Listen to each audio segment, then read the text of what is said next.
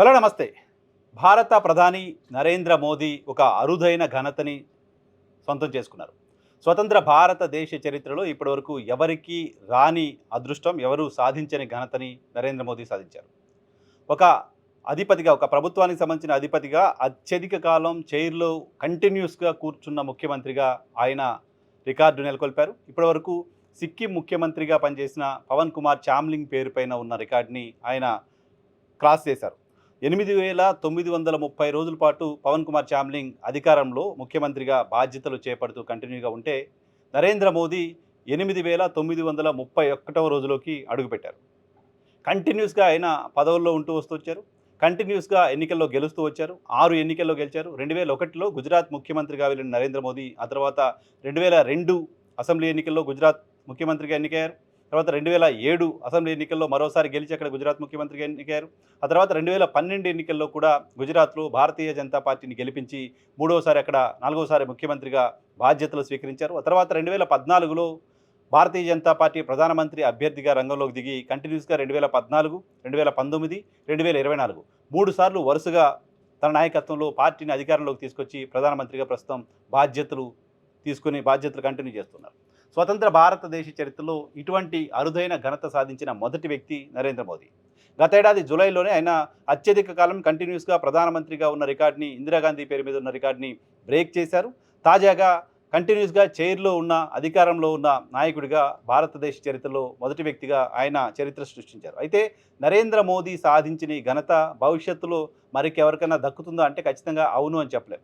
స్వతంత్రం వచ్చిన తర్వాత ఈ దేశంలో పుట్టిన ఓ వ్యక్తి భారతదేశానికి ఈ స్థాయిలో సర్వీస్ చేయడం, ఈ స్థాయిలో సేవలందించడం అనేది ఇప్పటివరకు ఎవరూ చేయలేదు.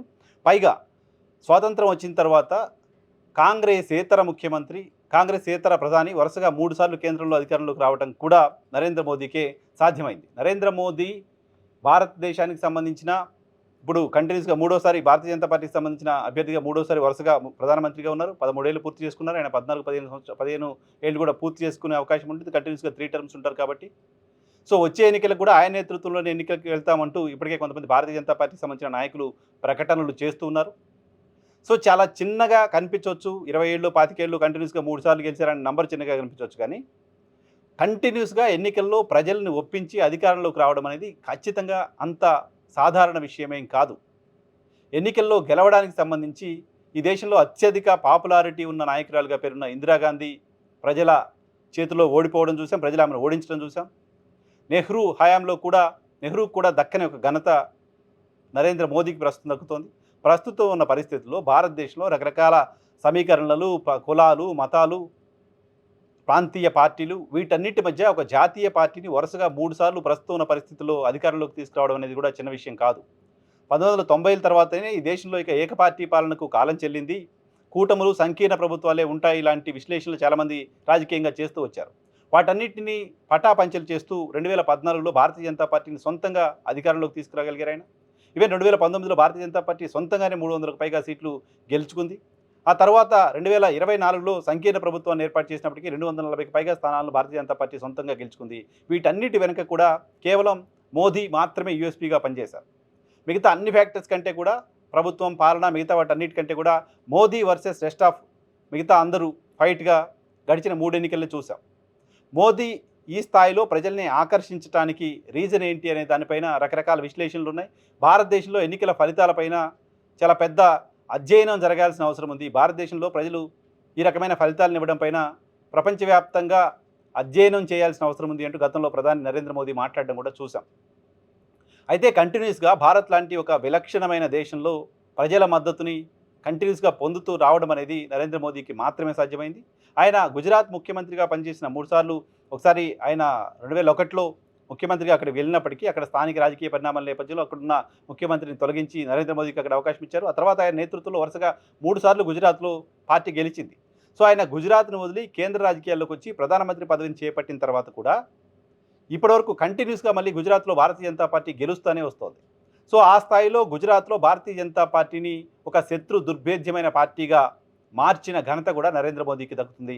ఇప్పుడున్న వాతావరణంలో కూడా మిగతా పార్టీలకి ఎవరికైనా ఇబ్బందులు అనిపించొచ్చు, ఎవరికైనా కోపాలు రావచ్చు కానీ ఇప్పుడు ఈ రోజున్న పరిస్థితుల్లో భారతదేశంలో మళ్ళీ సార్వత్రిక ఎన్నికలు జరిగితే మోదీ ఓడిపోతాడు అని ప్రతిపక్ష పార్టీలు కూడా ధైర్యంగా గట్టిగా చెప్పే పరిస్థితి లేదు. సో అంత బలంగా ఇప్పటికీ కంటిన్యూస్గా 13 సంవత్సరాల అధికారంలో ఉన్న తర్వాత కూడా వ్యక్తిగా తనపైన ఎటువంటి వ్యతిరేకత లేకుండా ఇప్పుడు ఎన్నికలు జరిగితే మళ్ళీ మోదీయే గెలుస్తాడు లాంటి ఒక ఇంప్రెషన్ని క్యారీ చేయడం అనేది మోదీ ఘనత. అది ఏమాత్రం చిన్న విషయం కాదు. ప్రతిపక్షాలకు ఓట్లేద్దాం, 2 సార్లు 3 సార్లు మోదీని చూసాం, ఈసారి మోదీని దించేద్దాం, ఈ చర్చే దేశంలో లేదు. ఇప్పుడు ఈ చర్చ అసలు దేశంలో మొదలుపెట్టే వాళ్ళే లేరు.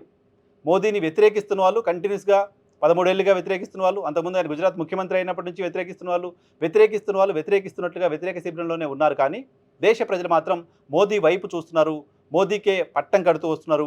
మోదీ మళ్ళీ ఓడిపోతారు అని ఇప్పుడు ఎవరైనా మాట్లాడితే జనాలు విశ్వసించే పరిస్థితి లేదు. మోదీని వ్యతిరేకిస్తున్న రాజకీయ పార్టీలకు సంబంధించిన నాయకులు కూడా విశ్వసించే పరిస్థితి లేదు.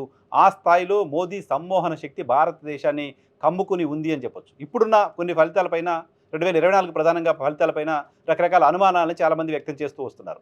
ఈవీఎంల పేరుతో ఎలక్షన్ కమిషన్ ఎన్నికల్ని ట్యాంపర్ చేస్తుంది లాంటి పేరుతో చాలా విమర్శలు 2024 ఎన్నికల తర్వాత ఉన్నాయి. కానీ 2014 ఎన్నికల్లో అది లేదు, 2019 ఎన్నికల్లో అది లేదు, 2002, 2007, 2012లో గుజరాత్లో మోదీ గెలిచిన సందర్భంగా కూడా అది లేదు. ఆ మాటకొస్తే 2007లోను 2012లోను కేంద్రంలో యూపీఏ సర్కార్ అధికారంలో ఉన్న సమయంలో ఆయన ఆ రాష్ట్రంలో భారతీయ జనతా పార్టీ నుంచి ముఖ్యమంత్రిగా ఘన విజయాన్ని సాధించారు.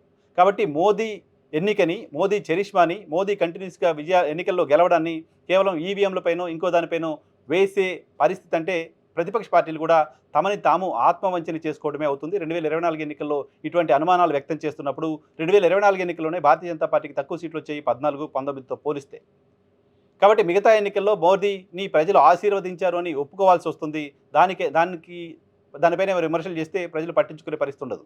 సో మోదీ మేనియా చూసిన తర్వాత మోదీకి ఆల్టర్నేటివ్గా ప్రజల మద్దతు గెలవడం ఎలా అనే దానిపైన పార్టీలు దృష్టి పెట్టకపోతే మోదీ విజయాలను చూస్తూ 1, 2, 3, 4, 5 4 ఎలక్షన్లు గెలుస్తాడు, 5 ఎలక్షన్లు గెలుస్తాడు అంటూ నంబర్లు లెక్క పెట్టుకోవడానికే ప్రతిపక్ష పార్టీలు పరిమితం కావాల్సి వస్తుంది.